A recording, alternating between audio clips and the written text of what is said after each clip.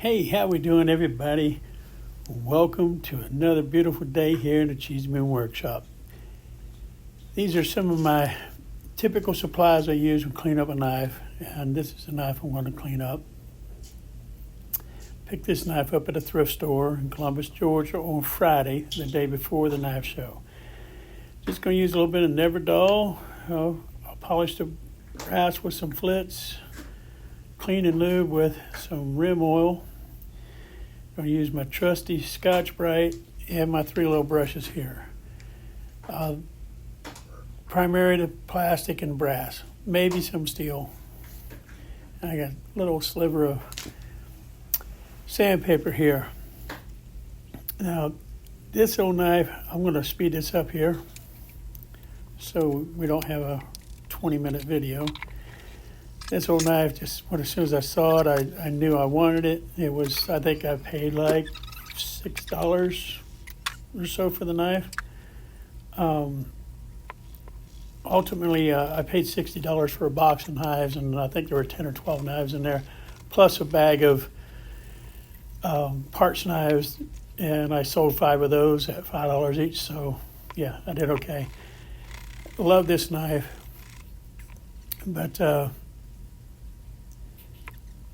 I wanted to use this technique because I picked up a lot of new subscribers over the past few months, and I just wanted to show them that you don't need the power tools, you don't need the buffers and the Dremels and all those things, which you can pick up fairly cheap at Harbor Freight. I love buying at pawn shops because you get great deals and they work, because they're not going to loan money on something that doesn't work. These are just basic stuff you probably already have around the kitchen or the garage.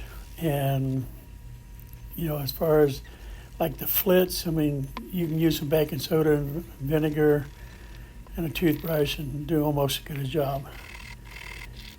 And you may hear some background noise in here. TV was on and a few other things.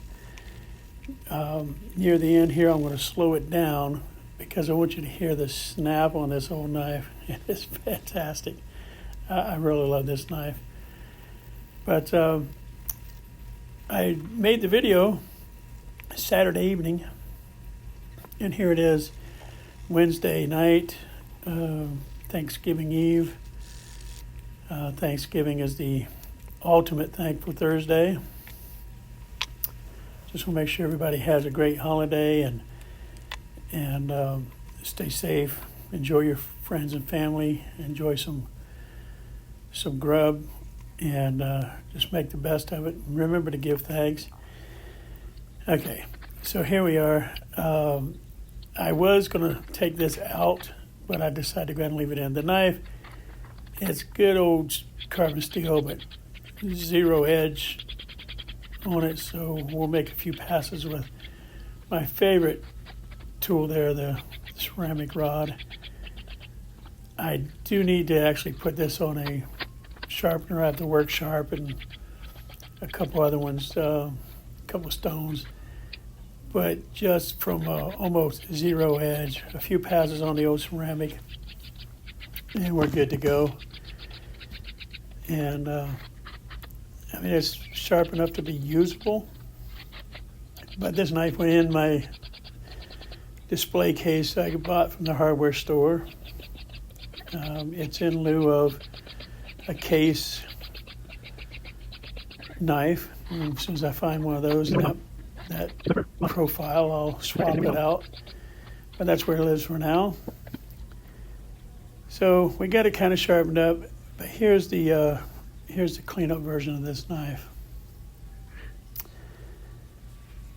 Isn't that gorgeous?